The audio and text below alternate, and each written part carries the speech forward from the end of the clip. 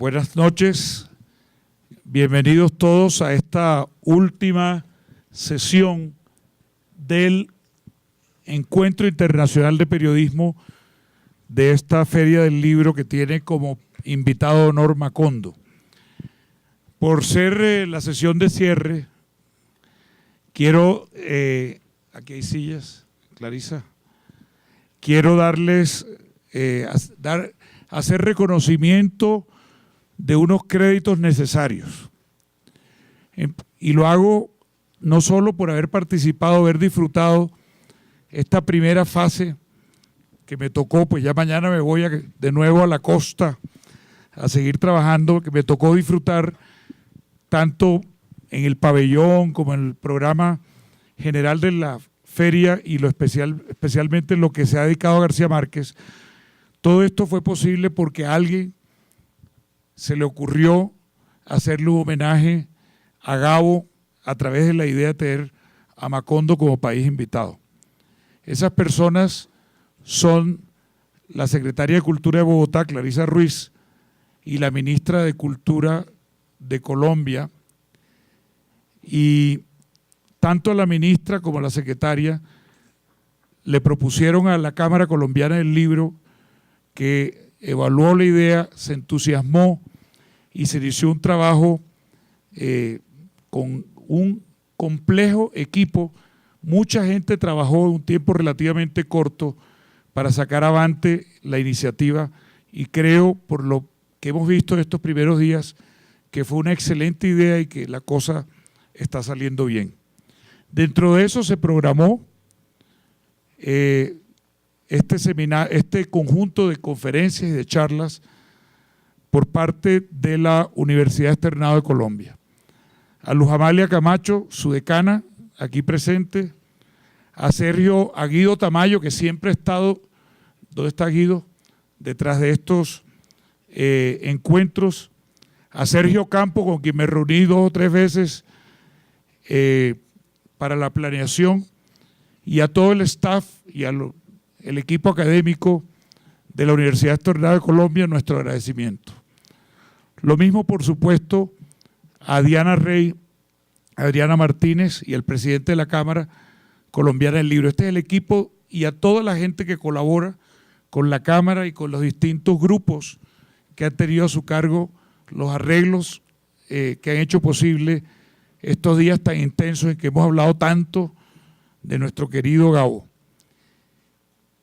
Ahora vamos a terminar hablando de los sueños de Gabo y de cómo esos sueños también tuvieron una raíz en la realidad, y su sueño del periódico ideal. Voy a tomar para introducir una cita del libro Gabo no contado de Darío Arizmendi, libro muy interesante que les recomiendo, lleno de revelaciones, y una de esas citas proviene de una entrevista en la cual le pregunta a Gabo Darío que por qué quiere en ese momento embarcarse en el proyecto del otro. Y Gabo dice una frase que es clave, dice: desde que me inicié como reportero con una terquedad enfermiza, he soñado con hacer un periódico. En otra de las entrevistas allí citadas, dice lo siguiente: no quiero que se me recuerde por 100 años de soledad, ni por lo del premio Nobel, sino por el periódico. Nací periodista y hoy me siento más reportero que nunca. Lo llevo en la sangre, me tira. Además, quiero que hagamos el mejor diario de América Latina, el mejor informado, el más veraz, el más exacto. Que nunca nos rectifiquen.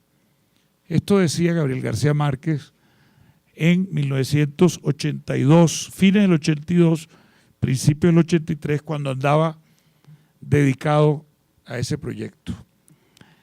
Entonces, todo esto ha sido para mí muy interesante porque mi papel, pues, en la fundación, uno de los retos que he tenido siempre ha sido, sin duda, el de interpretar lo mejor posible las motivaciones, los ideales y los deseos del fundador. Y yo creo que eso es lo que me corresponde a mí. No se trata de que sea mi visión, sino la visión de Gabo acomodada a la realidad contemporánea de los medios y del periodismo. Y me ha llevado pues todo lo que ha sucedido después de su muerte y en la hechura de este libro que sacamos, que se ha citado hoy en algún momento varias veces, que se llama Gabo Periodista, y del cual hemos hecho tirajes muy amplios tanto en rústica como en esta edición de lujo, libro que está disponible para ustedes en bibliotecas, sin duda en la del Externado y en muchas otras bibliotecas. Me llevó pues a indagar un poco más sobre ese lado de García Márquez, queriendo tener un periódico propio. Me pregunté, ¿hay un Gabo emprendedor de medios? Un Gabo que quería tener medios. Y de alguna manera la constatación de que sí lo hay es el producto, o tiene como producto, los testimonios que vamos a escuchar hoy, que son 3 momentos de la vida de García Márquez bastante separados. El primero de ellos es 1951, Cartagena. García Márquez es codueño, junto con este señor que está aquí a mi lado, Guillermo Dávila, el Mago, de un periódico vespertino que se publica en esa ciudad durante 6 días y cuyo director efectivamente es Gabriel García Márquez. El Mago no sé si la ha traído hoy, pero ahora lo miramos, pero ahí están las pruebas, los testimonios, no solo de lo poco que quedó, porque desgraciadamente se robaron la colección que el Mago tenía de su periódico, pero sí tenemos, por ejemplo, la carta, tenemos el manuscrito del último editorial, la carta expedida por la Gobernación de Bolívar, por el secretario de Gobierno, en que autoriza el registro del nombre del diario Comprimido, dirigido por el señor Gabriel García Márquez, y lo hace en respuesta a una petición que le hicieron Gabriel García Márquez y su socio Guillermo Dávila. Ese es el primer momento y vamos a ir en orden estrictamente cronológico. El segundo momento es un García Márquez que exactamente 30 años después, o un poquito más, 30 y pico años después, está retornando ese breve exilio al que se vio forzado a principios de 1982 en México, porque aunque tenía su casa en México, siempre que pudo o que tuvo los medios, tuvo casa en Colombia. Y en esos años le gustaba pasar más tiempo en Colombia y además había tenido toda la experiencia de Alternativa, etcétera. Pero estamos a fines del gobierno de Turbay, se ve obligado porque hay señales inequívocas de que lo quieren empapelar a él y a otros con el argumento de una supuesta relación con el M-19, y entonces decide ampararse en la Embajada de México, montarse en un avión, irse. Regresó después de que inicia, pocos meses después de haber iniciado, el gobierno del presidente Betancourt, ya con el panorama despejado, y viene esa segunda historia, que es la historia del diario El Otro. Una historia sorprendente por el planteamiento. Cada historia tiene, el Mago nos va a contar cómo era Comprimido, Darío Arizmendi cómo soñaba en El Otro, y luego pasan unos años más, El Otro no se hace, pero tenemos una historia que es la final, que es que estamos en la Fundación para el Nuevo Periodismo Iberoamericano, todavía no lo habíamos incluido con su autorización y la de Mercedes, el nombre Gabriela, la razón social, y en un congreso de diseño en Barcelona, en que yo acompañé a Gabo, de la SND, ¿verdad? Que significa Society of News Design, Sociedad de Diseño de Medios de Noticias. Conocemos, especialmente Gabo, al gran diseñador Roger Black. Tú estás también, etcétera. Y entonces le vuelve a picar a Gabo esas ganas y dice, ¿por qué no nos inventamos un taller para hacer el mejor periódico del mundo?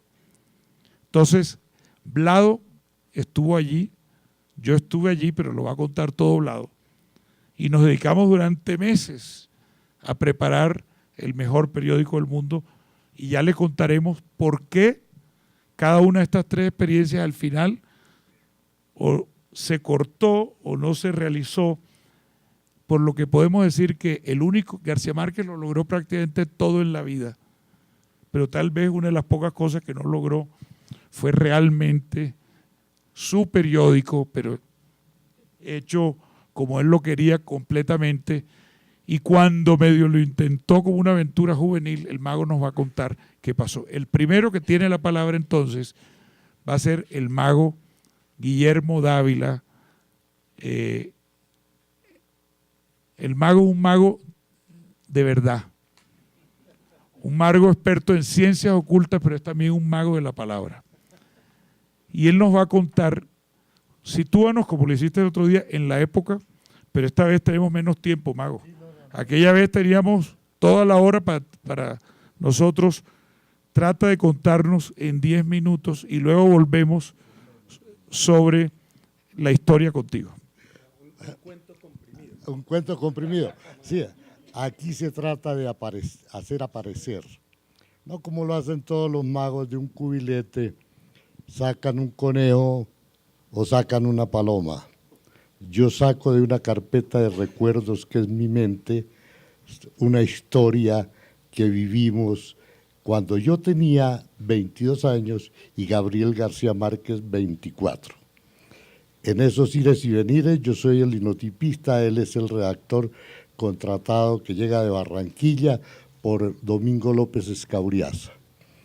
Estamos viviendo en Cartagena y en Colombia una época supremamente difícil desde todo punto de vista, del político, económico, la misma revolución, lo mismo que estamos diciendo hoy en día, paz, paz, paz. Si ustedes llegan a hojear los periódicos de aquella época, se dice, los directorios liberales y los directorios conservadores están luchando por la paz, se están tratando de poner de acuerdo. Bueno, entonces esto los ubica a ustedes en una Cartagena también adormecida, en donde la reina de belleza de Antioquia dice que el mambo es malo para el amor. 1951, claro. La reina de belleza de El Valle dice, me voy a poner un vestido de 2.437 pesos, suma que escandaliza a toda la sociedad y a todos los del buen vestir. Gabriel y yo, en una madrugada, después de que por las tardes solíamos hablar de la hojarasca, solíamos hablar de las ilusiones que cada quien tenía. Yo de literatura, nada. Él de magia, más bien poco. De brujería sí sabíamos los dos. ¿Por qué? Porque entonces nuestra conversación no solamente giraba en torno a al trabajo que desarrollábamos dentro del periódico, él como redactor, yo como su linotipista de cabecera. Linotipista, pues, que me encantaban los originales del Hombre porque eran de los pocos que se tachaban. En esa época, nada de corrector, nada de que volvemos atrás, nada de el ratón que se movía, no. Había que la máquina, se le ponía una X y se seguía. Y Gabo, en los originales que tengo por ahí, hay un original en donde ustedes pueden verlo. Miren la limpieza del original y solamente un tachón aquí al final. Ese es el último original que escribió Gabo. Bueno, entonces, dentro de esa empatía que nos une, mírenme a mí como si tuviera 22 años. Imagínense a Gabriel García Márquez con 24, cada uno con sueños, ilusiones, decisión. Yo tengo 86 años de vida y en mi vida, les juro, nunca he conocido a un hombre que tuviera la certeza de lo que iba a hacer. él ya era novelista, él ya era el hombre que había tomado la decisión de ser novelista. Ahora viene nuestro periódico, en un amanecer de esos, oyendo gaitas, oyendo vallenatos. Yo les contaba el otro día que escuchábamos con mucho gusto, fueron 5 noches que le hicieron de velorio, pero todavía le quedan debiendo 4. Eso nos pasó con el periódico, lo sacamos 5 veces, todavía estamos debiendo 4. Entonces, ¿qué ocurre? Le digo yo, Gabriel, hagamos un periódico. Me dice, ¿de qué tamaño? Le dije, tal. Pero espérate. Sí. Es que esto no es una casualidad, es que acababan de cerrar el diario vespertino conservador Fígaro. Y entonces el mago vio la oportunidad y le dijo, vamos a meternos ahí. Y nos metimos y me dice, ¿y la plata? Le dije, yo tengo unos ahorros. Yo guardo la libreta todavía. Después les cuento por qué guardo la libreta. 128 pesos era mi capital. Arrancamos. Le digo a López Escabriaza, doctor López, yo le cambio mi trabajo de mecánico de linotipos por un material que le voy a escribir a García Márquez porque los dos vamos a hacer un periódico. El doctor López se sonríe, vamos a hacer un vespertino, pues. Yo no estoy hablando de periodiquito. Estaba hablando de un periódico, un rotativo, y García Márquez también. Entonces, arrancamos. Él se sentaba a las 10 de la mañana, Hacíamos junta de redacción, como se hace ahora, ¿no? El jefe es el que manda. Aquí mandábamos los dos, pero él se mandaba solo. Y entonces, ¿qué vamos a decir hoy? Entonces, la situación es esta, la política es tal. Estábamos con censura permanente. Entonces, él escribía unas notas de doble sentido que pasaban inadvertidas para los censores, no solamente para los medios, sino también para nuestro periódico. Bueno, entonces, así empezamos a trabajar. La primera edición sale, yo pago los 28 pesos, yo mismo la armo, yo mismo la ayudo a que la impriman, pido mi primer recibo, lo tengo por ahí, dice 28 pesos, pago Guillermo Dávila al señor Gastón Núñez Calvo por la primera edición de Comprimido. Y salgo yo con mi periódico debajo del brazo, 1000, salgo con mis 1000 hojitas, por Cartagena. Esto está en la calle de Ayos, la imprenta, todavía existe la nomenclatura, es número 64, salgo corriendo, vengo por la catedral, llego al Parque Bolívar, ahí empiezo a regalarle a todos los que están sentados del periódico, y que algunos ni me lo querían recibir. No. Después cojo por la calle, por la Plaza de la Proclamación, me voy hacia la Plaza de los Dulces, ¿no? Y de ahí sigo hasta al Paseo de los Mártires, me regreso a toda carrera, llego al Universal y le digo, Gabriel, todo se vendió. No quedó nada. Y así empezamos a trabajar y entonces hacíamos la junta de redacción, toda esa cosa. Entonces, pero la premisa era hacer el periódico más pequeño del mundo con la verdad, las noticias concretas. Cuando ustedes llegan a leer lo que dijo Zapata Olivella, lo que dijeron otros comentaristas en su momento sobre el periódico, entonces se dan cuenta de que el periódico le agradó a todo el mundo, ¿no? A este punto, para la tercera edición ya entonces la gente me estaba esperando que llegara. Cuando llego a la calle de San Juan de Dios, entonces un morocho me dice, oye, cachaco marica, mi periódico. Entonces le dije, se me acabó, mañana no me falle. Entonces, automáticamente, pues ya, llego, Gabo, la gente lo reclama. Era uno, pero para nosotros era la gente, ¿no? Porque uno puede ser uno o multitud. Entonces, bueno, ya seguimos en nuestra tarea y cuando llega el momento decisivo, yo voy a la caja de ahorros, saco mi libreta, era 28 pesos lo que había que pagar, no tenía sino 22. Y por ahí no había... Los recibos que le daba el impresor. 28 pesos valía el tiraje. Cada día. Entonces, llego, ya son las 10 de la mañana. Y entonces le digo, Gabo, mira, se acabó la plata, no va más, como en la ruleta. Entonces me dice, o como en Macondo. ¿No? Macondo en ese momento para él es el juego que en ese entonces se jugaba en las sabanas de Bolívar, que se llamaba Macondo, que era... ¿Cómo era el Macondo, el juego? El juego Macondo es, tal vez la mayoría conoce, la perinola. ¿Ya? Bueno, entonces eso es. Cuando salía el árbol, Macondo, encima, entonces uno cobraba, ¿no? De resto es... Tú pagas, paga 5, paga 4, paga 3. Y entonces Macondo era el árbol dibujado sobre la perinola. Y entonces me dice, come la perinola, ya, no va más, y no fuimos más.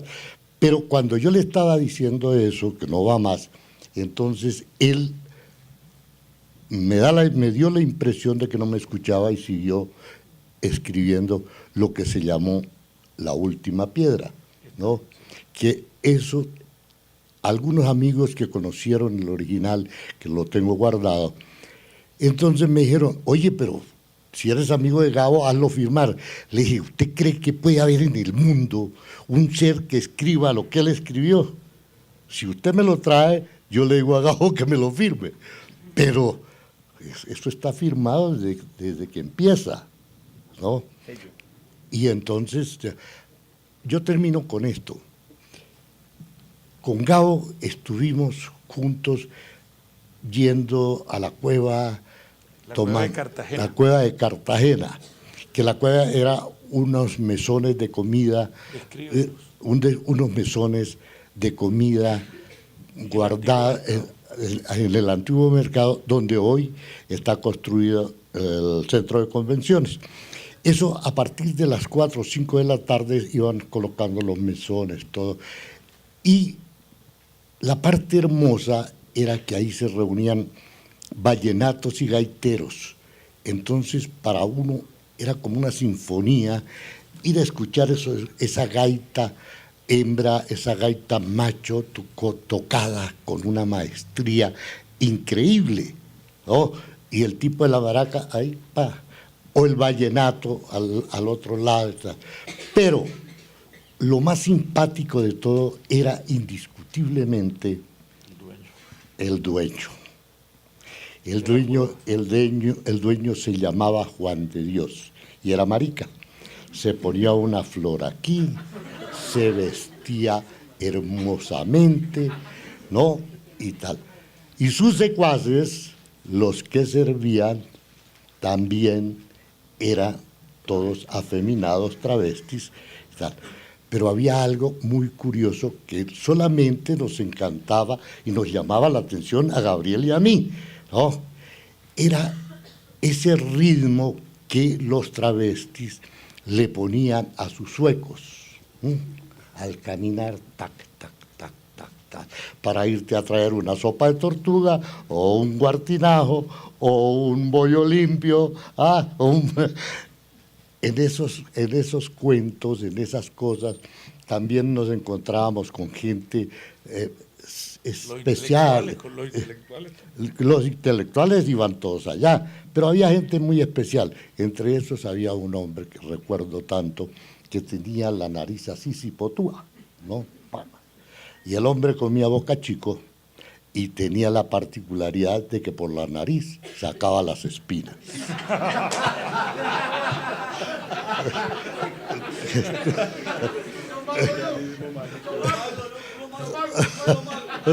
Ese era otro mago. Bueno, y ahí ya nos despedimos de esa aventura. Bien, les voy a leer porque para que vean que esto de Comprimido no pasó inadvertido.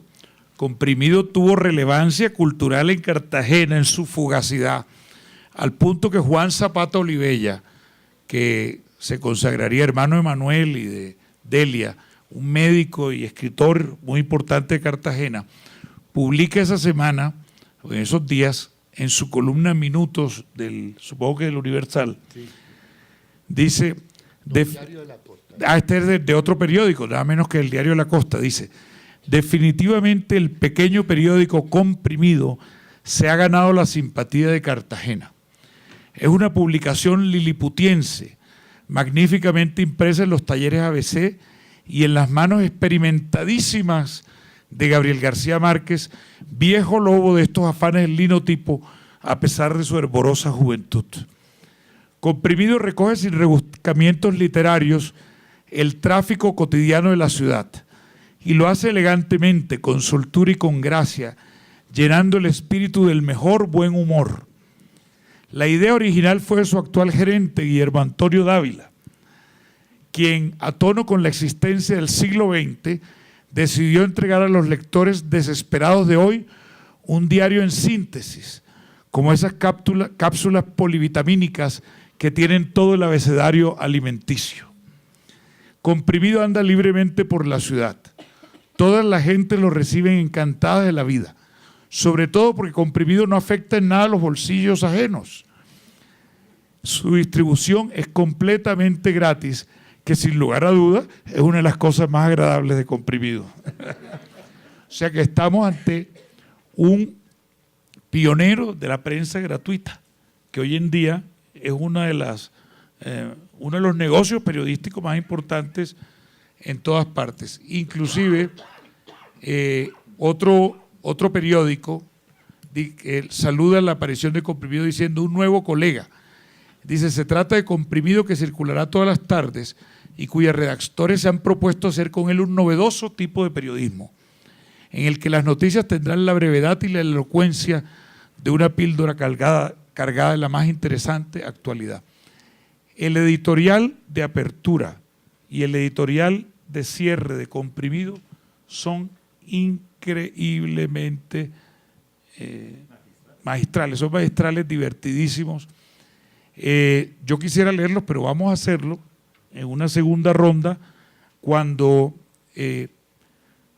entonces ya Gabo vivió Comprimido y hace una carrera.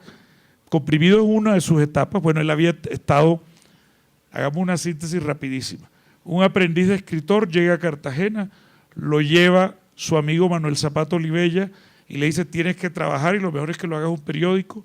Empieza a trabajar en el Universal, escribe columnas, escribe artículos y el aprendiz de periódicos empieza a enamorarse, el aprendiz de escritor empieza a enamorarse del periodismo. Publica en Barranquilla Crónica con sus amigos de Barranquilla, regresa a Cartagena con su amigo el linotipista Guillermo el Mago Dávila, saca su propio periódico y luego un par de años después está en Bogotá y lo coge bajo su tutela en El Espectador, un verdadero experto que es José Salgar, y lo manda y lo convierte en reportero de la calle, lo pone a recorrer el país, va a muchas partes, hace crítica de cine, luego se va a Europa, luego se convierte en un periodista maduro, serio, profesional, sobre todo en Caracas. Termina esa primera fase como corresponsal de una agencia noticiosa cubana que es Prensa Latina.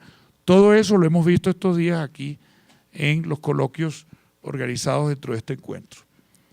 Luego entra como una fase ahí de receso, se dedica a otras cosas, trabaja el periodismo solo por debajo de cuerda allá en México, como negro, firmando revistas femeninas que no firma, se dedica a los guiones y vuelve a la novela, encuentra 100 años de soledad y después viene el retorno al periodismo en serio en la época alternativa. Hoy tuvimos la sesión dedicada a alternativa, es la fase que él mismo llamó de periodismo militante.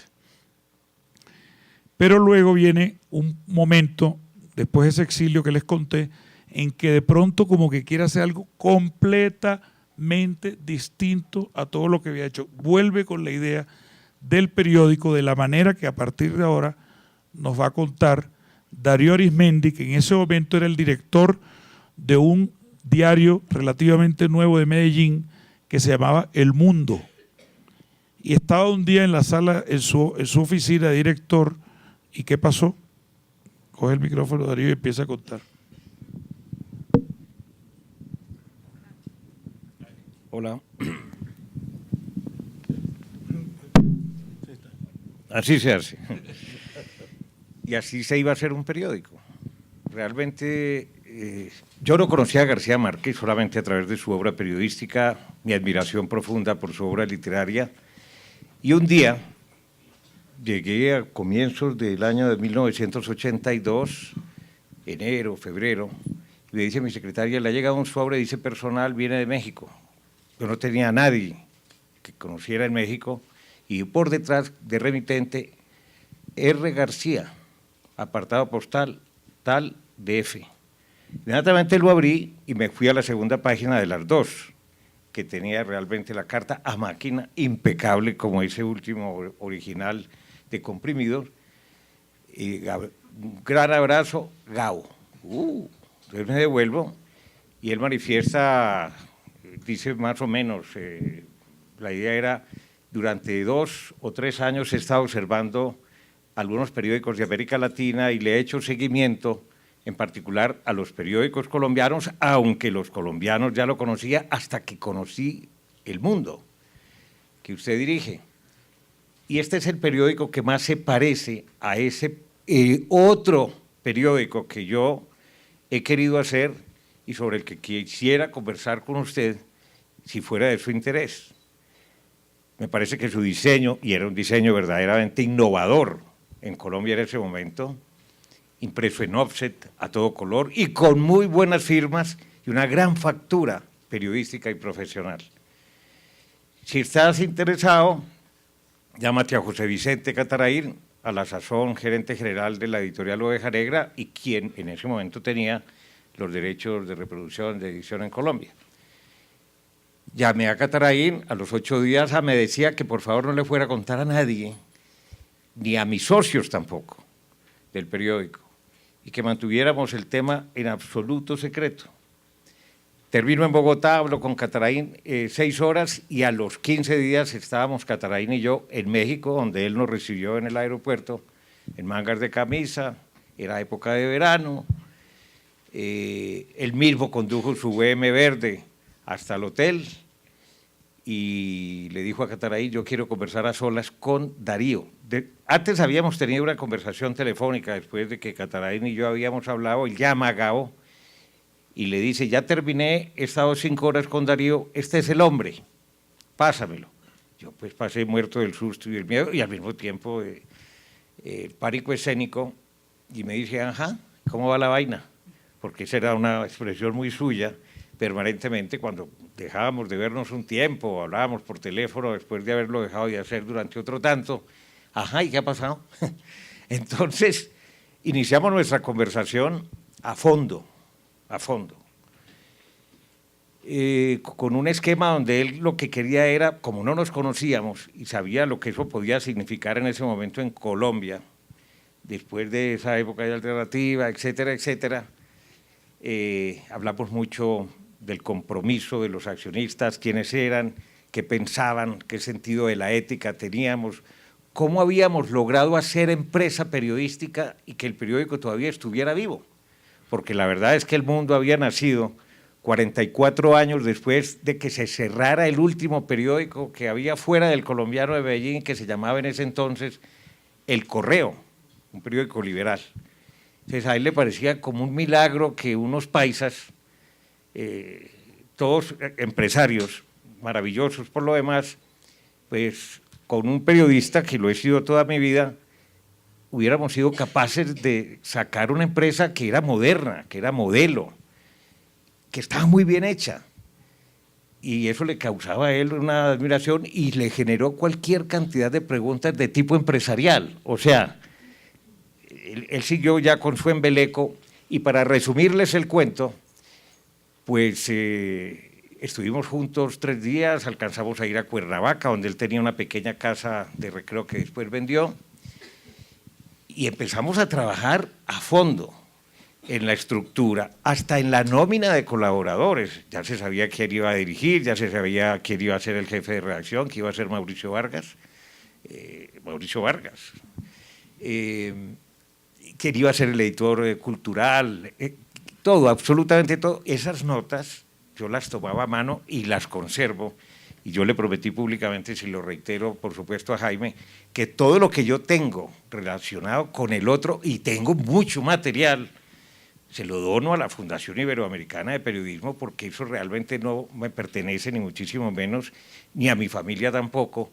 Es un patrimonio, porque allí está consignado, si se quiere, lo mejor de su pensamiento periodístico, y no solamente desde el punto de vista redaccional ni de contenidos, sino de su concepción ética, del rigor, de la exactitud, de la búsqueda, de la veracidad, del periodismo bien escrito, bien contado, bien documentado, enriquecido como un valor agregado para el lector. Y bueno, al proyecto después me costó bastante trabajo, la verdad sea dicha, convencer a mis socios, porque eran fundamentalmente empresarios. Algunos tenían una idea de que García Márquez era comunista, que García Márquez era aliado del M-19, que García Márquez esto, que García Márquez lo otro. Otros eran menos prevenidos, había uno que otro conservador, y hay que retrocederse a esa década de los 80 y lo que el país vivía en ese momento, donde había un periodismo político, donde en los diarios liberales se escribían únicamente plumas liberales, donde los periódicos conservadores solamente escribían autores conservadores y columnistas conservadores. En El Mundo escribía Daniel Samper Pisano, Alfredo Vázquez Carrizosa, Alberto Aguirre, Antonio Caballero, Héctor Abad, el papá de Héctor Abad Faciolince, que era un médico salubrista, pero de izquierda.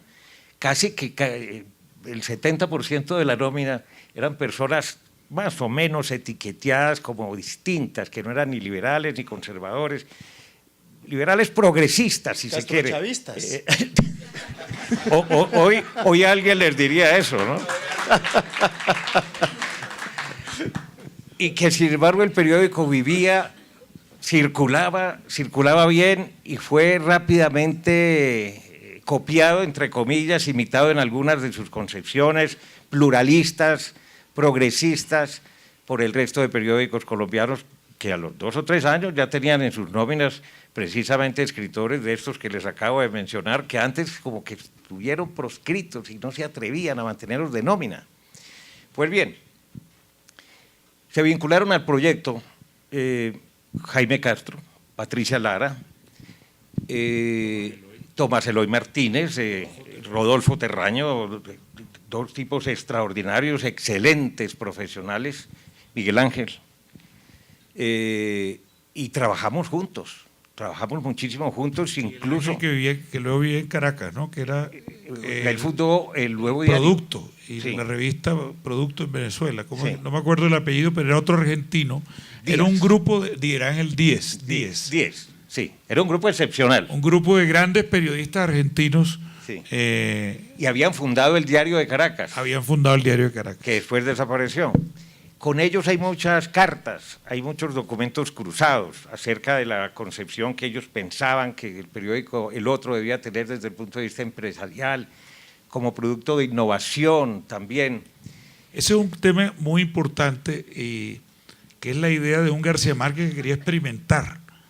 Fíjense, y eso ya ahorita, cuando estemos con Blado, sin duda será él, por ejemplo, le interesaba mucho el tema de diseño, de apariencia del periódico, de cómo se iba a componer la redacción. Y quiero aquí, tomado del libro de Darío, hacerle la pregunta por qué Gabo decía lo siguiente. Miren, fíjense lo que decía, por ejemplo, de una entrevista, decía lo siguiente, Gabito. Bueno, esto es de la entrevista. Quiero vivir, y donde más se vive es en la redacción de un diario. Quiero volver a empezar. Trabajar sin sabelotodos de 45 años, con muchachos sin vicios, con periodistas profesionales que crean en Colombia, que no destilen hiel ni amargura permanentemente. Y luego agrega de cómo quería que entrenara a los periodistas. Dice, la primera semana serán clases de ética por encima de las clases de redacción. en contra de que se usen grabadoras sin autorización de la gente. Advierto, el que lea un documento al revés o lo sustraiga, lo voto, lo echo. La regla de oro será la de siempre, la caballerosidad y el respeto por la fuente. Perdóname, Espérate. meto la cucharada porque es que cuando dicen leer un documento al revés, es cuando uno va donde un ministro, donde un concejal, y él tiene sus papeles así, y uno tiene la habilidad para decir, uy, esa carta se la mandó, ¿quién se la mandó? Miércoles. Entonces el tipo está hablando de lo que sea y uno está leyendo el documento mientras el tipo está hablando. Y uno sale, el tipo le contó a uno que van a invertir $2.000 en comprar un carro nuevo, y uno sale con una vaina que le mandaron que tiene una auditoría que lo van a clavar por corrupción, ¿no? Entonces, esa era la gracia de leer al revés, que los Muy bien. periodistas... Así es. Entonces, el memorando de los propósitos del otro, entre otros puntos, dice lo siguiente, que le voy a pedir a Darío que nos explique. Dice, su planta de redacción estará constituida por periodistas menores de 30 años. Por eso es que Mauricio Vargas, que tenía en esa época menos de 30 años, iba a ser el jefe de redacción, que deberán entrenarse en la creación y utilización de un estilo de narración de las noticias que tendrá en cuenta que la radio, la televisión y los otros periódicos repiten al público los mismos sucesos de la misma manera. El otro no tendrá columnistas ni editoriales, y estos últimos solo se presentarán en primera página cuando un hecho sea tan importante que lo justifique plenamente. Aquí debo decir que Comprimido solo tuvo 2 editoriales. El editorial de apertura y el editorial de despedida, que están plenamente justificados. Luego, a lo largo de los otros 4 días no hubo ni un solo editorial. ¿Cómo era que eso de que García Márquez consideraba que el editorial y los columnistas era algo que no le interesaba para el tipo de periodismo por el que propugnaba? ¿Qué clase de periodismo era el que estaba buscando, Darío? Es que él decía que los editoriales no se los leía a nadie. Que adicionalmente un editorial, digan ustedes, del Día del Trabajo, escrito en el año de 1983, era igualito a que se había escrito en el 74 o al que se hubiera escrito en el 55, que eran estructuras aburridas, obsoletas, sin profundidad de ninguna naturaleza. Él decía, después replanteó un poquito a la luz de la evolución del mismo periodismo impreso, pero él decía, yo quiero un periodismo que investigue.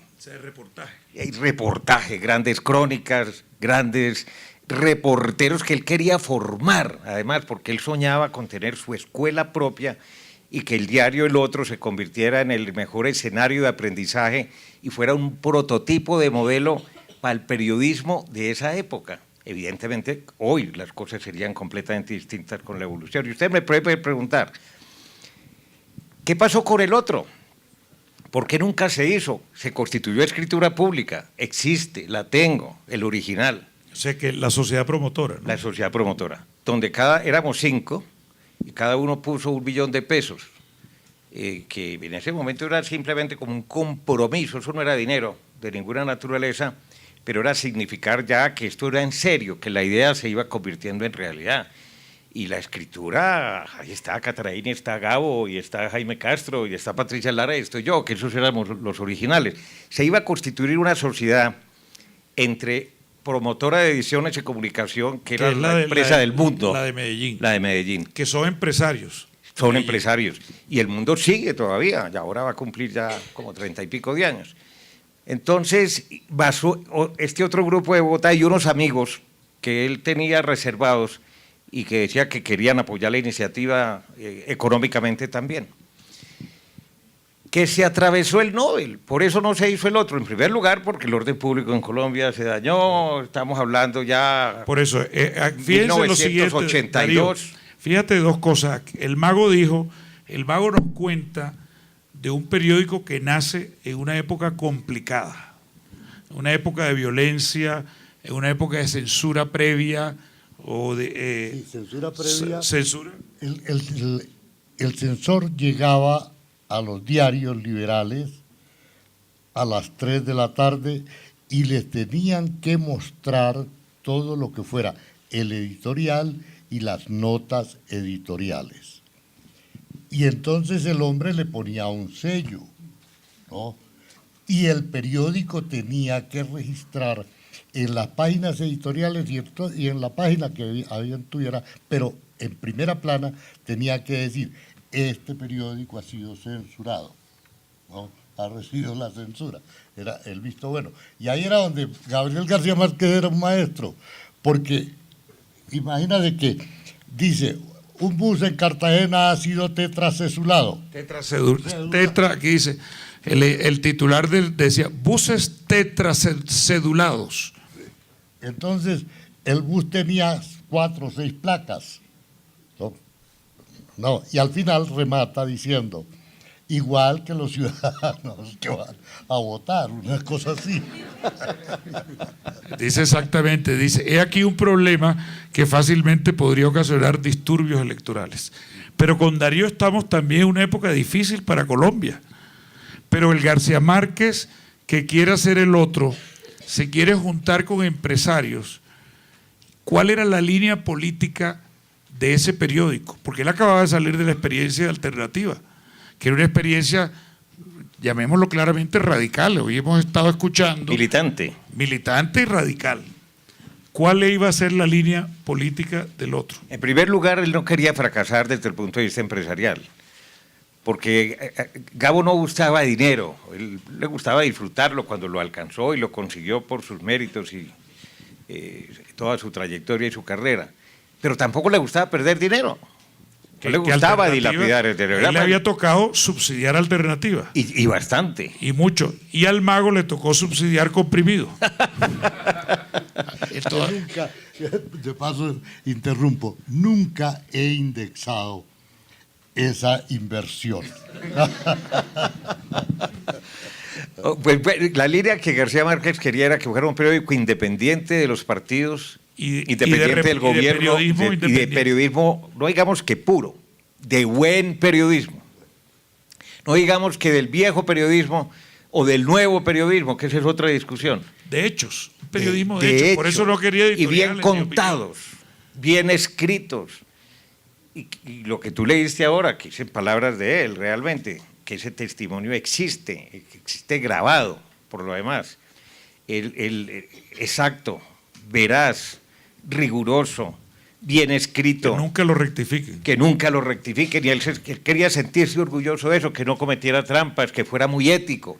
Ese era como Solís, y que fuera muy colombiano, que fuera muy latinoamericano, que tuviera una visión universal de los hechos y de los acontecimientos, y al mismo tiempo que fuera un diario muy humano, donde la gente viera reflejados sus problemas y su acontecer cotidiano. Eso era lo que él quería, pero también fíjate que no tenga contenidos periodistas que no destilen hiel, claro, que no odien, que quieran, porque García Márquez, y lo digo muy claramente en el libro de muchas formas, era un hombre bueno, fundamentalmente bueno, un ser humano de esos que aparte de su condición profesional y literaria, era como persona humana un hombre bueno, bondadoso, que en privado se hacía querer, porque era cariñoso, era afectuoso con sus hijos, con Mercedes, con los amigos que estaban a su alrededor, preocupado por su suerte, por los problemas de los demás, de los más cercanos, de la misma manera que era distante con quienes no lo conocían o con quienes no lo habían tratado. Pero, para cerrar,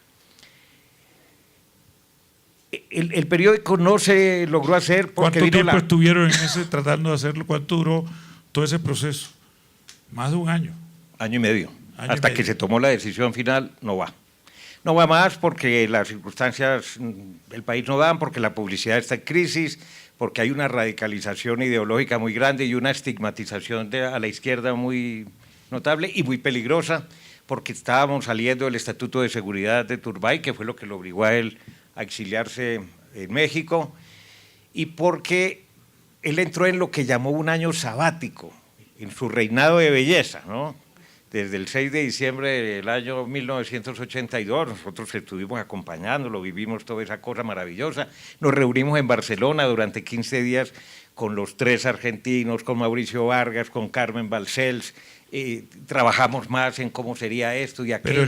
Pero una de las cosas que le dice, hay un memorando que tú transcribes de manera facsimilar en tu libro, en que le advierte Terraño, le dice, Gabo, le hace una demostración clara de por qué no le conviene sacar el periódico adelante y entre otras cosas le advierte, esto te va a alejar de la literatura. Sí. Yo creo que ese es uno de los grandes temas claro, que a él le preocupaba, comprometerse de tal manera que no pudiera seguir escribiendo con libertad. Y él se metió en ese mundo de homenajes, conferencias, retos, de más libros, ya en un todo y por todo en la literatura, y adicionalmente porque él iba a destinar el producido por el Nobel, el metálico, lo iba a aportar a la sociedad. Y un día Mercedes le dice, ajá, la plata la manejo yo y yo no te voy a permitir que te metas en esa aventura, nos ha costado mucho trabajo ganarnos el dinero y esa plata se va a perder porque Colombia en este momento no está para otro periódico. Y yo creo que eso a él de alguna manera lo desanimó hasta el punto de que 5 años atrás o 4, que fue la última vez quizás que estuvimos con García Márquez muy lúcido en Ciudad de México, estuvimos un martes, miércoles, jueves, viernes santo, me acuerdo, era una plena Semana Santa y estuvimos con él y con mi familia casi que desde el desayuno, desde las 11, 12, nos decía, vénganse para casa, que aquí almorzamos, aquí conversamos. Y él quiso recuperar mucha memoria que había perdido un poco a raíz de un cáncer que ya lo había tenido y que había estado en tratamiento y tal, y en Los Ángeles, y entonces en una reflexión una noche nos dijo, ¿sabes qué? Siquiera no hicimos el otro, porque pensándolo bien nos hubieran matado a todos. Y yo sinceramente, conociendo después ya a fondo lo que es esta sociedad y las fuerzas que hay y tal, sí nos hubieran matado a todos. Gracias a que no se hizo el mundo, nació la Fundación Iberoamericana. Así es.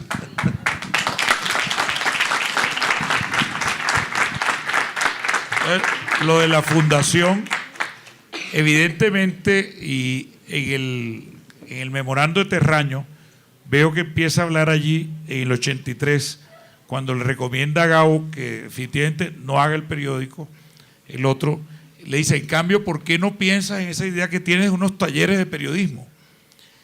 Pasaron 10 años, y bueno, ya lo he contado, no lo vamos a repetir hoy, me llamó, yo estaba en la gerencia de Telecaribe, y me dijo, me echó el cuento de los talleres de periodismo, y yo sin entender de qué se trataba, al final le digo, ¿qué quieres que haga?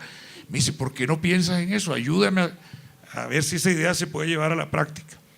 Y la fundación nació en el 94 y creo que es de los emprendimientos el que más ha durado, modestia aparte, de los emprendimientos de Gabriel García Márquez de periodismo. Ya tiene 20 años. Y hubo un momento en que estábamos en eso, yo acompañé a Gabo a Barcelona y entonces como que le volvió a picar las ganas de hacer un periódico como lo soñaba. Y la persona que empezó con nosotros esa aventura, que duró muchos meses, pero para que vean que ya en qué consiste, porque es que ya estábamos en la época que lo que hacíamos era talleres. Entonces de lo que se trataba era hacer talleres y más talleres y mejor talleres y los más divertidos, los más ingeniosos. Entonces Vlado Flores le va a contar cómo fue eso de hacer el taller del periódico Ideal. Bueno, pues yo siempre he sido un aficionado a los periódicos, como yo creo que como muchos de nosotros, el periódico del colegio, todas estas cosas. Recuerdo es que atando cabos, y se lo dije a Darío tal vez la primera vez que lo vi, cuando nos conocimos ya hace bastantes añitos, pero yo me acordaba del Mundo, que el Mundo era un periódico espléndido, maravilloso, lindísimo, no tenía nada que envidiarle a ningún periódico europeo ni norteamericano, era un gran periódico. Era un periódico, además visualmente era una cosa, y a mí me lo había presentado, yo tenía, El Mundo se funda en el 79, ¿no? Sí. Yo estaba en quinto de bachillerato y ese periódico me lo presentó un señor, vecino mío, amigo, que era publicista, pues obviamente era un viejo, ¿no? Que debía tener como 28 años, pero cuando uno tiene 16 o 15. Entonces ese catano de 28 años o algo así, me presentó El Mundo y me dijo, mire, este periódico que acaba de salir, y yo no podía creer el periódico, me encantaba y tal, porque yo quería ser publicista y no sé qué más vainas. Y ahí conocí el mundo y de verdad que era un gran proyecto. Hago esa pequeña... Yo había... Pero perdona que te interrumpa, pero es que no puedo, como introducción a lo tuyo, porque sé a dónde vas. Hoy tuvimos una cosa muy divertida, que es que aquí en esta sesión anterior sobre alternativa, Enrique Santos Calderón leyó una carta que le dirigió de análisis de los contenidos de alternativa Gabriel García Márquez en el 74, 75, después del tercer número, y la carta empieza diciendo: permíteme, más o menos dice, voy a tratar de ver cómo te digo lo que te tengo que decir. El principal problema de alternativa es que es muy fea. Y luego sigue la explicación. Y era verdad, y es verdad. Pues lo que pasa es que las publicaciones mamertas nunca se han distinguido por bonitas. No nos digamos mentiras, ¿no?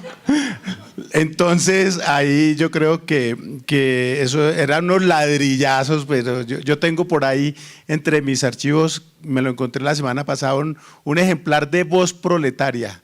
Cuando fue diario, ustedes se acuerdan que ese fue diario, ¿no? Y era gigante, tamaño sábana, no sé qué, y era inmundo. Pero bueno, lo único bonito eran las caricaturas de mi amigo Arles Herrera Calarcá. Pero bueno, el cuento es que a mí el tema del diseño siempre me ha inquietado y me ha gustado y todo eso. Yo conocí a Gabo, como decía Darío, pues uno por sus libros, por sus artículos y tal, pero no lo conocía en persona. Lo conocí cuando en el 94 él empezó a ir a la revista Semana a hacer la reportería para Noticia de un Secuestro, ¿no? Entonces él iba a hablar con los reporteros judiciales y con Mauricio Vargas y con no sé qué. Y de eso que pues obviamente que llegó Gabo y eso todo el mundo, Gabo, ¿no? Entonces bueno, entonces yo lo conocí y nos caímos bien y él fue muy querido conmigo y esas cosas. Gabo en esa época vivía en México y pues sus hijos vivían allá y tal, y yo por las cosas del diseño yo ya estaba muy metido, yo había entrado a la revista Semana proveniente del país de Cali, había diseñado ya algunos periódicos, hicimos el primer periódico hecho todo en computador en Colombia, que no fue ni El Tiempo, ni El Espectador, ni El Colombiano, sino un periódico de Pereira que se llama El Diario del Otún. Fue el primer periódico hecho todo en computador en Colombia, paginado en computador, diagramado en computador, todo eso. Pero bueno, entonces yo llegué a la revista Semana en el 94 viniendo del país y había ido a seminarios en México, en Estados Unidos, en no sé qué, y conocía a un diseñador mexicano que se llamaba Guillermo Gómez Gil. Y Guillermo Gómez Gil era muy amigo de Gonzalo Rodríguez Barcha, de Gonzalo García Barcha, el hijo de Gabriel García Márquez. Ven, el orden público se le mete a uno. No, es que este es otro cuento. Entonces, Gonzalo García Barcha, que es tipógrafo, es diseñador y tipógrafo, era muy amigo de este diseñador que llamaba Guillermo Gómez Gil, que nos había hecho unas asesorías en Cali y tal, en el periódico El País, donde también había trabajado yo. Entonces, en Barcelona, en el año 95, había una cumbre de diseño de la Sociedad de Periódicos, de la Society for New Design, y Guillermo me dice, oye, mira que aquí va a venir García Márquez, que no sé qué tal, a la cena allá en la Plaza de Toros, ¿te acuerdas? En la arena de la Plaza de Toros. Y entonces me dice, te voy a presentar al hijo de García Márquez. Y yo le dije, y yo te presento a García Márquez, ¿no? Y ahí, bueno, entonces ahí hablamos y no sé qué, y se habló de la cosa así. En esa cumbre estuvieron dos de los más importantes diseñadores del mundo en ese momento de periódicos, que eran Roger Black y un señor que llama Milton Glaser. Roger Black es un tipo que fue director de arte de Time, de Newsweek, del New York Times, de un montón de partes, y después nos volvimos socios aquí en Colombia, pero Milton Glaser, ese nombre probablemente no les dice nada, pero si yo les digo que es el que se inventó el loguito de I Love New York, entonces ustedes ya van a decir, bueno, él se inventó el loguito de I Love New York, que dicho sea de paso fue para el estado de Nueva York y no para la ciudad de Nueva York. Cierro el paréntesis. Entonces, ahí a Gabo le picó otra vez el tema y no sé qué. hablamos, no sé qué, la cosa, el seminario se acabó. Yo me regresé a Bogotá, me fui después a trabajar a Ecuador, al periódico El Universo de Guayaquil, con el que ha peleado Correa, a hacer una cosa, un rediseño y tal. Volví a Bogotá y abrí mi oficina de diseño con Roger Black. Y Roger Black tenía un socio en México que se llama Eduardo Danilo Ruiz. Y Eduardo Danilo había diseñado periódicos en México y tal, junto a Roger. Y entonces un día me llama Roger y me dice, oye, vamos a hacer una cosa con García Márquez, porque me dijo que vamos a hacer un periódico y tal, y tú también me llamaste. Y entonces por la primera reunión, entonces me dice Roger Black, le pregunta Roger Black a García Márquez, le preguntó, oye, ¿tú conoces? ¿Ha hablado? Porque Roger estaba pensando pues que yo me metiera obviamente al proyecto por estar en Colombia y ser su socio aquí. Y Gabo le dijo, sí, claro que lo conozco, es un terrorista. No, entonces empezamos y fuimos a estas reuniones que fueron unas reuniones que se desarrollaron a lo largo de un año muy intenso, que fue un año de verdad que la primera tarea que todos teníamos que llevar, independientemente de qué fuéramos a hacer en el taller era que cada uno contara para sí mismo, cada quien qué consideraba que era un periódico ideal. Casi nada, fácil, ¿no? No, entonces uno va a llegar a echarle, a presentarle la lección a Gabo, y de eso se trató el primer taller, de discutir entre todos qué es un periódico ideal. Entonces cada uno tenía entonces a mí me tocó me tocó estudiar, leer y toda la cosa, pues porque uno cómo le va a salir a Gabo con un chorro de babas, no solamente por la forma, sino por el contenido, ¿no? Y bueno, pero lo interesante de esto es que en estas reuniones nos juntábamos, todo el mundo era rotativo y solamente fuimos unos pocos los que éramos fijos, y como el diseño lo íbamos a hacer nosotros con Roger fue a algunas reuniones, yo fui a todas, Jaime estuvo en todas, no sé qué, pero el resto de los periodistas, entonces a veces venían periodistas de Francia, de Estados Unidos, de Brasil, de la Argentina, de muchas partes, y en cada reunión eran grupos distintos porque los temas eran distintos, pero lo que era transversal a todo era el diseño, por el interés que García Márquez tenía en la presentación y en el diseño de las publicaciones. Entonces, por ejemplo, Gabo decía una cosa que si es que ustedes, los diseñadores, no pueden llegarle a uno con 2 hojas y decirle, su crónica es de 2 páginas, no hay sino 2 páginas para su crónica. Y él decía, no, eso no se puede porque es que una crónica nace con la extensión que es. Entonces una crónica de 10 páginas no se puede reducir a 2, así como una de 1 página no se puede alargar a 3. Entonces él decía, o es larga o es corta, pero cada crónica, cada artículo, cada reportaje nace con su propia extensión. Usted no lo puede amarrar, ¿no? Y él decía lo mismo que los libros, hay libros de 400 páginas o libros de 100, y uno no puede alargar un cuento ni puede resumir una novela para que quede de las páginas que necesita el editor. Entonces, entonces decía, porque es que no podemos tener un periódico bajo la tiranía del diseño. La responsabilidad suya como diseñadores es que quede buena, pero que además informe, que cuente. Este periódico, ¿cómo iba a ser? Se iba a llamar El Ideal, iba a ser un periódico más comprimido que el comprimido. Iba a ser de una sola edición, de una sola vez, pero como si fuera el periódico de todos los días. No es que íbamos a decir, no, en esta edición extraordinaria y única, no. Era como si al otro día fuéramos a salir otra vez. Y tenía otra peculiaridad, y es que en ese periódico iban a trabajar, la otra particularidad es que ese periódico se iba a imprimir simultáneamente en Colombia, en Nueva York, en Japón y en París, en español, además, ¿no? Y otra peculiaridad, era un periódico local, era un periódico de Cartagena.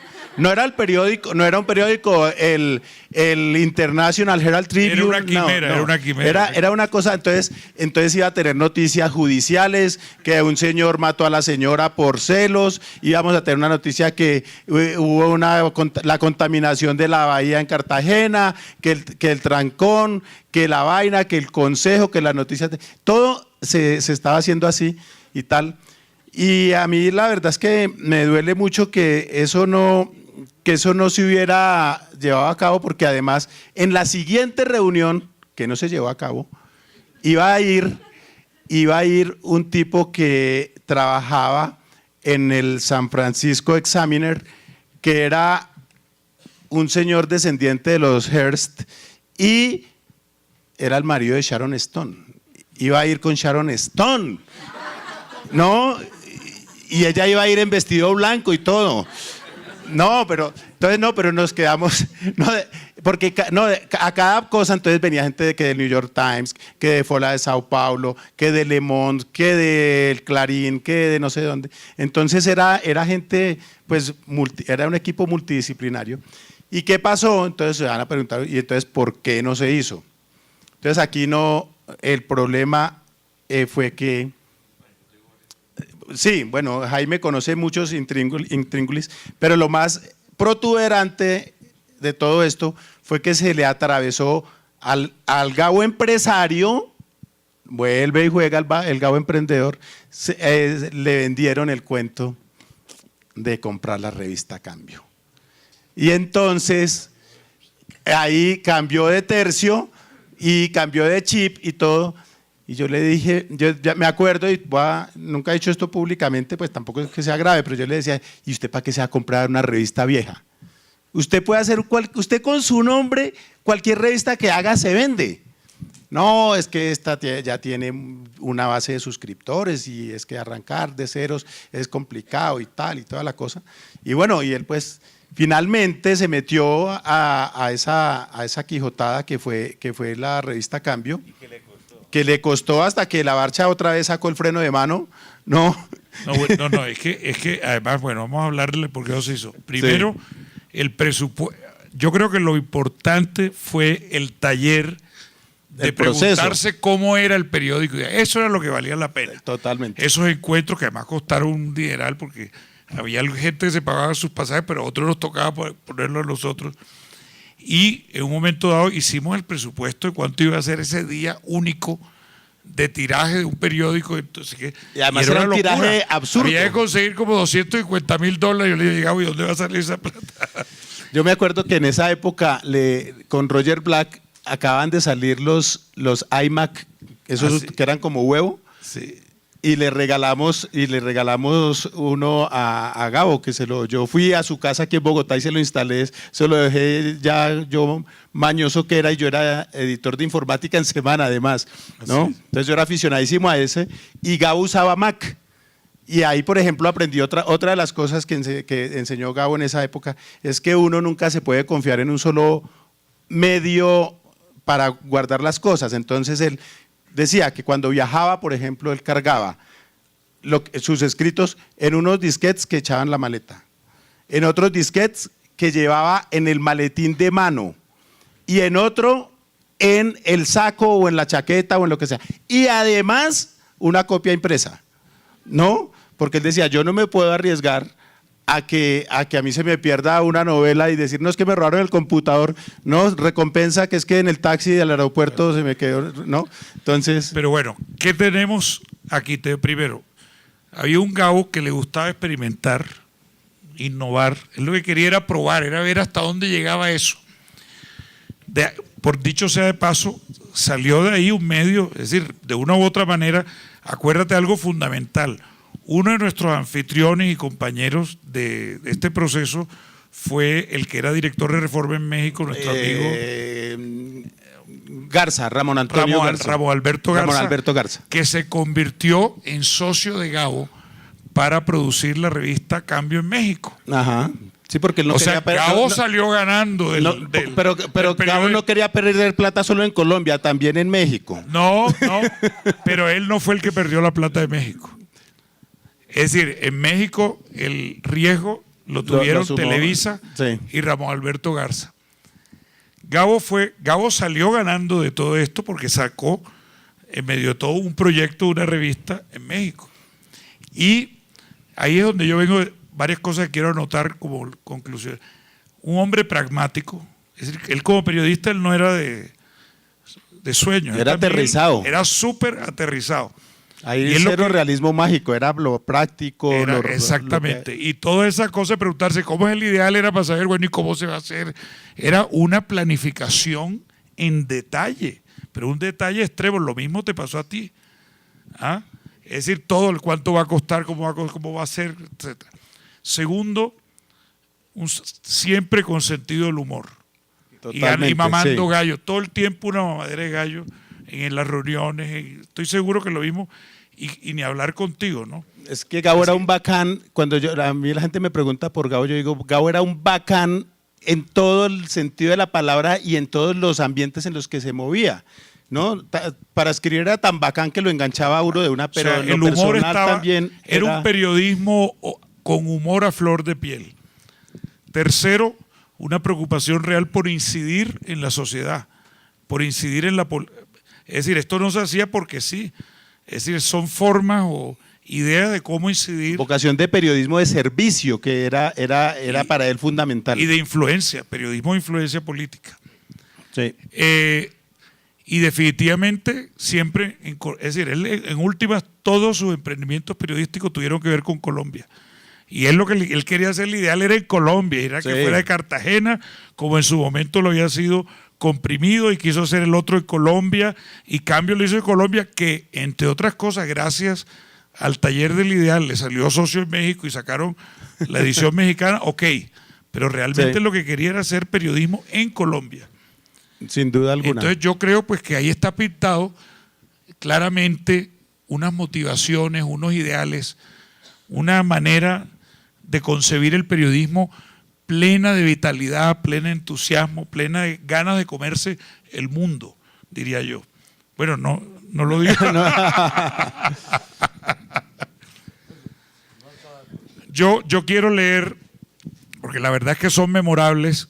Ya sabemos que García Márquez no le interesaban los editoriales, pero los dos editoriales de Comprimido, tanto el de apertura, el de arranque, como el de cierre, son divinos y merecen ser leídos cada vez que estemos al lado del Mago Dávila.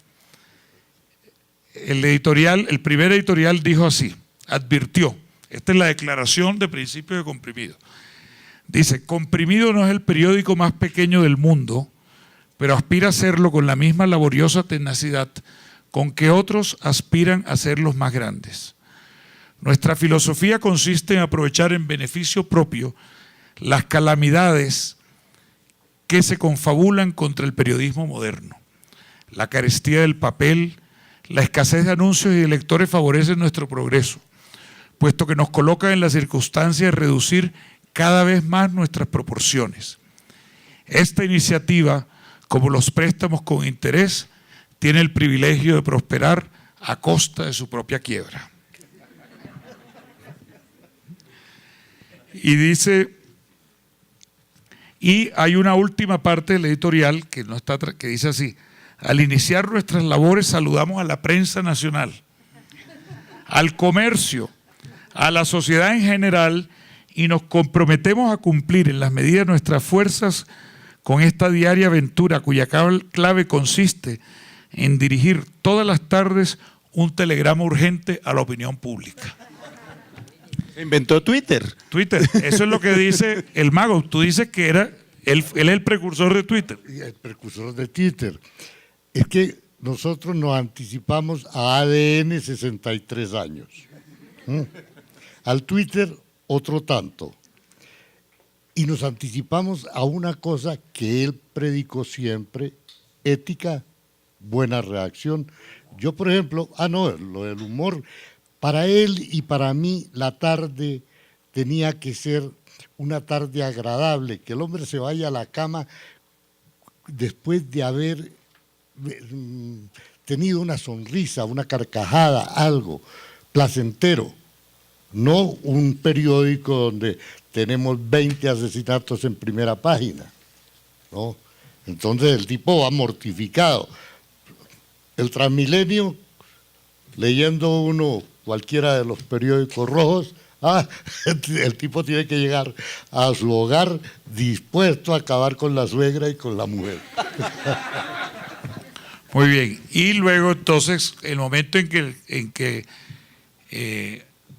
el mago le dice, bueno, socio, ya esto no va más, él ni se levanta, la que dice, bueno, y escribe, aquí está comprimido editorial, y le pone de título La Última Piedra. Y dice, 6 días después de haber tirado la primera, comprimido lanza esta segunda piedra. Y vemos lo que piensan los editoriales, que son como piedras, que tienen la sospechosa apariencia de ser la última.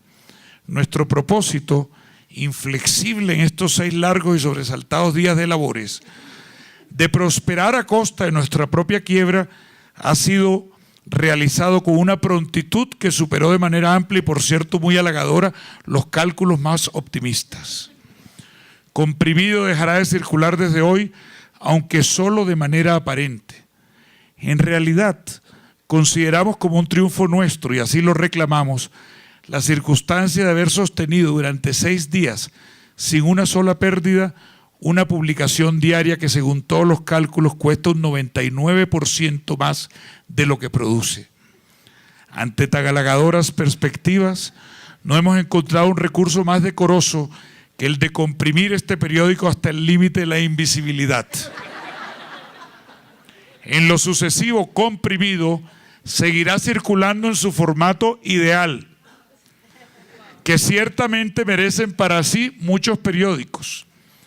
Desde este mismo instante, este empieza a ser, para honra y pres de nuestros ciudadanos, el primer periódico metafísico del mundo. Periódico virtual. El periódico virtual. Jaime, yo voy a Darío, hacer una nota final escuchándote, y como quiera que eso fue escrito por Gabo y metido en el linotipo por Guillermo. De verdad, yo me siento en Suecia cuando él pronunció su magistral discurso del año 82. Fíjense ustedes que la cadencia, las palabras, Gabo escribía como hablaba. Con ritmo. Sí, es que él era muy auténtico en todo y era consecuente con todo, ¿no? Claro. Él no se adornaba para nada. De las cosas que uno como linotipista, al ir tecleando las palabras, que no las va tecleando palabra por palabra, sino letra por letra, uno le pone música al ritmo que lleva al bajar cada letra. Y entonces con él pasaba eso, que uno va escribiendo y siente que hay un ritmo en las palabras. No hay ninguna palabra que te entorpezca. Y cuando la encuentras en el original, está tachada con una X. Y otra cosa de Gabo es que Gabo no se comía el cuento. Gabo no se sentía, él no llegaba a una parte y decía, aquí llegó el Nobel, o aquí. De hecho, era bastante pedestre. Voy a resumir una anécdota, la voy a contar rapidísimo, que la he contado mucho con Jaime. Pero una vez desayunamos juntos en el Hotel Hilton de Cartagena, y cuando yo alcé la mano, pues yo no le iba a dejar que él pagara. Yo alcé la mano para llamar al mesero a que me trajera la cuenta. Me dice Gabo, no, deja, yo la pido, que a mí no me cobran. Y a propósito del linotipista, a mí me tocó en un momento determinado, pues en ese entonces los libros y las revistas y los periódicos se hacían lo que se llamaba en caliente. Sí, claro. Que era precisamente fundir en plomo los lingotes que después se organizaban en galeras, y cuando uno los veía armados, ya colocados los títulos por aparte y los textos por aparte debajo, cuando uno estaba en el taller mirando cómo había quedado la primera página o la página editorial, los tenía que leer al revés. Y esa época le tocó a Gabo, por eso esa anécdota, periodista que sepa leer al revés, lo voto, porque él había aprendido a leer al revés, como todos los de esa época, ¿no? Bueno, ahí es una de las cosas que también me impresionó, son las ganas de Gabo de seguir intentándolo hasta el final. ¿Cuántas veces no intentó una y otra vez eso que soñaba? Eso es muy bello, así como la idea de experimentar, de imaginarse hagamos un periódico ideal y toda esta cosa. Así luego no lo hagamos, pero por lo menos lo intentamos. Yo creo que eso nos deja a todos. Una de las cosas más interesantes, efectivamente, de García Márquez es que al lado de su obra está su vida y su experiencia y su ejemplo vital. Y todo lo que hagamos por profundizar en ese conocimiento creo que vale la pena, porque nos transmite unos valores, una vitalidad, unas ganas de vivir, un amor por el periodismo, por su país, por no sé, una disciplina, claro. No, Jaime. Para los jóvenes, yo creo que si hay algo interesante en el hombre es que adquiera disciplina. Y el que está ejerciendo el periodismo no puede decir voy a trabajar medio tiempo, voy a trabajar, no. El periodismo es una cosa que se lleva dentro del corazón, dentro de la mente, dentro de la sangre. Yo nunca he creído que el periodismo sea bajar del computador, en el computador, bajar, recortes y pegar y corta aquí, pega allá y hacer ese periodismo. No, el periodismo es una cosa que hay que ir, tocar. Yo quiero hablar con el señor Arizmendi, voy, lo toco, lo miro, se pone camisa rosada, vive. ¿No? Yo le voy a contar una anécdota mía, cuando estaba joven. Ahora todavía lo soy, pero más joven. Entonces, un día voy yo por el Parque Santander y veo a un hombre que se llamaba Timoleón Gómez, ¿no? ¿Trabajó en Caracol? Que trabajó, claro, bajo sus órdenes. Caracol en la Tierra. Caracol en la Tierra. Bueno, en ese momento era redactor de La República. Yo veo que el tipo va a toda carrera. Y entonces digo yo, este tipo tiene que ir a buscar una noticia. ¿Ya? Yo soy redactor hípico, redactor de caballos, pronosticador de caballos en el Diario La Paz.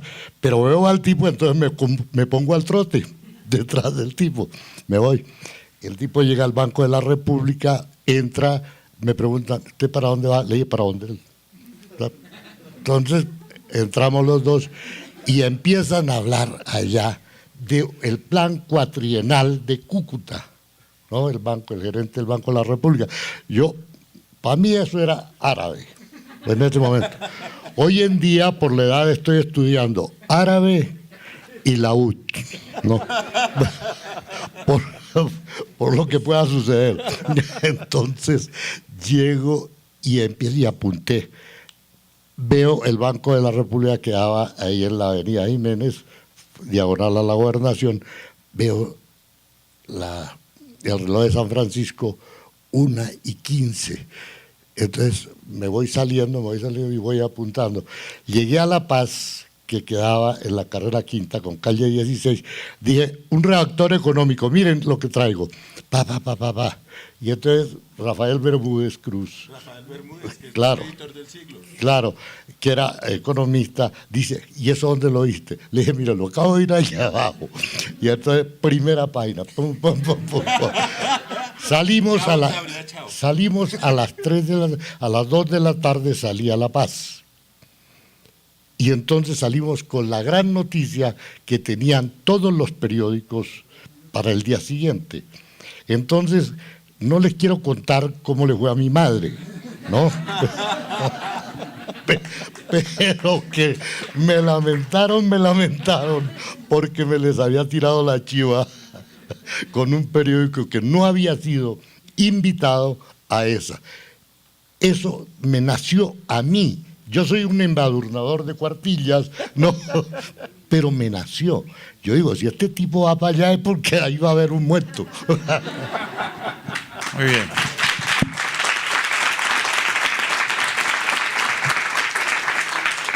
Yo quiero invitarlos a que vayan al stand de la Fundación Gabriel García Márquez para el Nuevo Periodismo, se tomen unas fotos con la línea de tiempo de Gabo Periodista y vean el facsímil de lo que queda de comprimido, que desgraciadamente es muy poco.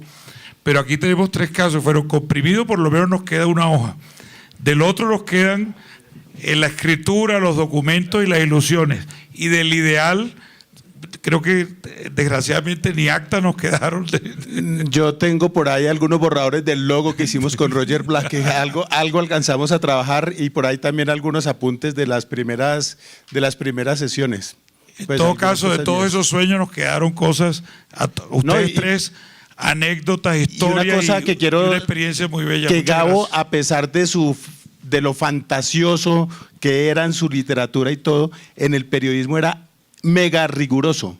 Así ¿no? es. Era las fuentes, contrastar, hable con 3 o más fuentes, la cosa, no sé qué, cosa que hoy en día a cualquier noticiero de televisión se le olvida, sobre todo si empieza por R el nombre. Yo creo que él tenía, no, a mí me parece que él tenía claramente diferenciados el dominio de la realidad del dominio de la imaginación. Por eso era que se daba el lujo de ir a uno o a otro y de meterle realidad a su ficción y meterle periodismo y meterle investigación, y a su vez de usar los recursos de la literatura y de la narrativa de ficción en su periodismo, pero tratando siempre pues de quedarse en los hechos. Pero Yo Jaime, no sé mire, si- hay sí, una cosa que yo adelante. quisiera que se quedaran con ella grabada, que a mí me impresionó mucho y me sigue impresionando, y es el sentido de la dignidad de García Márquez, hasta el final. Recuerden ustedes las últimas fotografías que se publicaron hace 3 años, hace 4 años, hace 5 años, que normalmente era una foto, el día de su cumpleaños, cuando siempre salía con esa chaqueta a cuadros, cafés, y siempre con la flor amarilla, que era su flor, en la solapa, y siempre con una sonrisa, y así murió, con una profunda dignidad que la familia entendió desde el principio, la discreción, la reserva, el respeto, la distancia y la sonrisa. Muchísimas gracias a nuestros invitados y a ustedes. Aquí el mago va a decir algo. Para los jóvenes, Momento, Vlado, que el mago no ha terminado. para los jóvenes yo quiero contarles esto y me voy. Nunca le vi como redactor cargar una libreta o un bolígrafo. Y en aquella época no teníamos grabadora. En aquella época, Cámara de teléfono. nada. Mire, mago, yo no resisto, porque aquí veo a Miguel Litín. Ya lo dije en una sesión anterior, pero lo quiero contar una vez más. Esta mañana tuve con Litín una conversación deliciosa en el hotel y me dio 2 datos muy importantes de cómo, en su opinión, el mejor perfil, el mejor retrato que se ha hecho de Salvador Allende, y que Litín, que está aquí, bienvenido Miguel,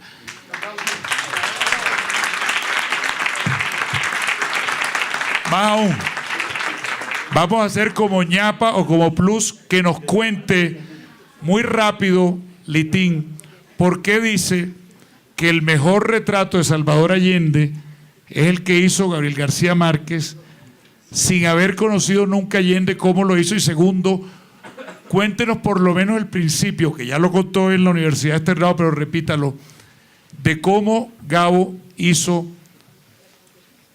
la aventura de Miguel Litín, clandestino en Chile, ese libro, esa gran crónica sobre este señor que nos va a hablar en este momento. Adelante, Miguel. En efecto, días después de la muerte del presidente Salvador Allende en La Moneda, en que él muere combatiendo y defendiendo la dignidad, la democracia de Chile, Gabo escribió en los periódicos del mundo una definición de Salvador Allende a quien él no había conocido, y que yo les recomiendo a todos que la lean porque es magistral y es una forma de evocar pasado a futuro, es decir, de hacer periodismo, verdad, pero también literatura y poesía. Él dice, comienza su crónica, su definición diciendo, era un Leo perfecto, era un hombre de costumbres un poco anticuadas, de encuentros furtivos, de esquelas perfumadas. Su mayor virtud, estoy tratando de recordar casi textualmente, fue la consecuencia. Pero el destino le deparó la rara y extraña paradoja de defender a bala una revolución pacífica, de defender a bala una constitución que lo había condenado al fracaso, de un Congreso miserable que le había entregado su alma al fascismo. Termina y dice, esto ocurrió en Chile para mal de los chilenos, pero sucedió en Chile para mal de los chilenos, pero se quedó en nuestros espíritus para siempre y pertenece a todos los hombres de la tierra. Realmente siempre me emocionó mucho el cómo él precisó la personalidad del presidente Allende, pero también su gesta. Y mucho tiempo después preguntándole, dice, pero ¿cómo lo supiste? ¿Cómo lo sabías? ¿Cómo? Y me confiesa algo que es muy propio de lo que los insignes panelistas están diciendo. La ternura de la cercanía, y me dice, es que habríamos sido grandes amigos. Efectivamente, habrían sido grandes amigos, no tengo duda, si lo hubiese conocido. Muchos años después, yo filmo la película Allende en su laberinto, el año 2014. Y en un momento Allende, el personaje, evoca la definición que hizo Gabo después de su muerte. Y que nadie de los que han visto la película, que son mucha gente y muchos críticos, han descubierto que es una definición de García Márquez, no de Allende, de sí mismo, y que está escrito mucho tiempo después, está escrito después que Allende había muerto. Y Allende dice en ese momento, dirán que esto fue una trágica paradoja, le dice a una persona que está discutiendo y conversando allí con él. Dice, ¿qué cosa, Salvador? Esto, que yo muera defendiendo a bala una revolución pacífica, que defienda a bala un Congreso miserable que le vendió su alma al fascismo, que defienda a bala todos los que quieren mi fracaso. Y se ríe Allende de sí mismo y de su frase. Pero eso no lo dijo nunca Allende, lo dijo Gabriel después que Allende estaba muerto. Pero a la gente, al público, le parece que es algo vivo y algo normal. Ahí hay un juego de magia, ¿o no, Mago? Atrás, adelante. Oye, pero también fue mágico cómo te coge un día para iniciar, digamos, la crónica, se encuentran y te dice, no me digas nada que yo no pueda repetir. Eli, que es como Mercedes, me está diciendo qué es lo que diga, ¿no? Pero no, cuando yo fui clandestino a Chile, y es una larga historia de cómo Gabo me encontró en Chile, hablamos por teléfono, tal, y después yo ya había regresado a Madrid y ya estaba iniciando mi vida normal. Una mañana tocaron el timbre de la casa, abro la puerta y me encuentro con Gabo. Y me dice, cuéntame solamente lo que yo no pueda repetir. No, al revés. Que pueda repetir. Cuéntame solamente lo que yo pueda repetir. Y entró y empezamos a hablar, no tenía lápiz, no tenía libreta, no tenía grabadora, no tenía nada. Y tiempo después, pues apareció el libro. Y fueron varias sesiones, ¿no? Varias sesiones, varias conversaciones, porque no eran sesiones. Claro. Nos sentábamos a hablar, cuéntame. Y siempre cuéntame lo que yo pueda repetir. Pero, y tomábamos desayuno, salíamos a pasear por Madrid, o almorzábamos, o hablábamos de otras cosas. Yo no sabía que estaba escribiendo un libro, yo pensé que seguramente estaba escribiendo un artículo, o quería saber algo de lo que había pasado en la clandestinidad mía en Chile. Pero luego, meses después, me encuentro en La Habana, en su casa, y alguien me entrega un manuscrito. Me dice, esto lo manda Gabo, estamos en la casa de Gabo. Y comienzo a leerlo y dice, yo, Miguel Litín, empieza toda una narrativa en primera persona que me asustó mucho. Porque claro, decía, yo el esposo de Eli que está aquí a mi lado, padre de, el nombre de mis hijos, hijo de Cristina, mi madre, a quien él conocía, y Hernán, mi padre, a quien él también conocía, y entonces me asusté y dije, bueno, esto. Y cuando llego frente a su escritorio me dice, ¿y qué tal la vaina? Yo digo, ¿la vaina cómo? Yo le digo, no sé, ¿Qué es preferible, si estar frente a Pinochet o frente a García Márquez? Pero esa es otra historia. Muchas gracias. Para la Fundación de García Márquez está claro que su misión definitivamente es que algún día se haga realmente ese periodismo ideal desde América Latina por jóvenes que hayan tenido la oportunidad a través de estos talleres de tratar de hacer lo mismo que hizo García Márquez. Así que gracias a todos y gracias a nuestros panelistas. Yo quiero hacerles un truco antes de que se vayan. Quiero enseñarles una prueba de hipnotismo colectivo. ¿No? Entonces, cuando uno funge de mago, tiene que tener algún truco. Yo lo voy a hipnotizar a ustedes, pero mis primeras palabras son: no son hipnotizables los imbéciles, los tarados mentales. Muchas gracias. Gracias de nuevo a la feria, que ya lo dimos, y a Sergio y al externado. Gracias.